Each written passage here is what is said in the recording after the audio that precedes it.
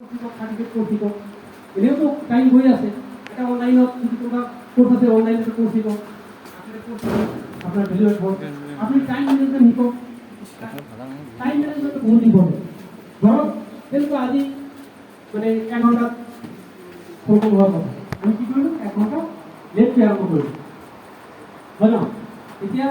মই দূৰৰ পৰা আহিছোঁ মই আজি ইয়াতে গেষ্ট থাকি এতিয়া পইচাই হ'লো এতিয়া হাত মাতা হৈছে মই গেষ্ট নালাগিব মই চিনি পালোঁ আপোনালোকক টিচাৰসকলক চিনি পালোঁ এতিয়া আহিলে হয়তো মই আহিছিলোঁ আপোনালোকক পৰিচয় হ'ল আহিছোঁ মই গেষ্ট মইতো আহি নকৰিম আপোনাক নকওঁ যে আপুনি সোনকালে কৰক 11টাতে কৰক মইতো নকওঁ হয় ন কিন্তু যেতিয়া আমি 1 ঘণ্টা লেট কৰি আছোঁ মোৰ 1 ঘণ্টা লেট হৈ আছে প্লাছ এই যিমানখিনি মানুহ চব আমি 1 ঘণ্টা চব পিছাই গৈ আছোঁ আপুনি টাইমটো মেইনটেইন কৰক কি যে নহয় আমি 11টাত মাতিছোঁ আমি হাজিৰ গেষ্ট যেতিয়া আহিব গেষ্টে কেতিয়া আৰম্ভ কৰিব ৰিচিভ পাৰ্চনে কৰিব but you are on time management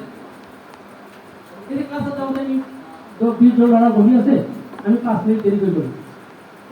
আপুনি 5 মিনিট দেৰি কৰি গ'ল কিন্তু 20 জনৰতো 100 মিনিট গ'ল সবাই 5 মিনিট কৰি গ'ল মানে 100 মিনিট আমাৰ দৰকাৰ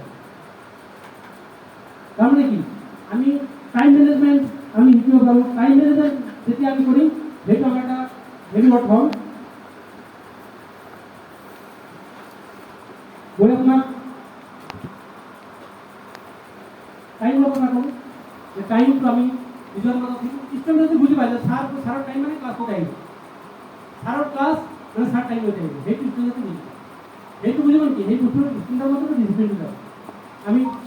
এইবিলাক মানে নৰ্মেল কথা যে আমি কেনেকৈ মইতো ইংলিছ নাজানো মই ইংলিছ শিকিম এটা ভেলু থওঁ মই ইংলিছ ক'ব পাৰোঁ মই বি এডো কৰিছোঁ আৰু এটা কোৰ্চ মই এড কৰিলোঁ মোৰ ভেলু থওঁ মই টাইম মেনেজমেণ্ট ভালকৈ কৰিব পাৰোঁ মোৰ এটা ভেলু হ'ল মই ইণ্টাৰনেট মোবাইল মেইল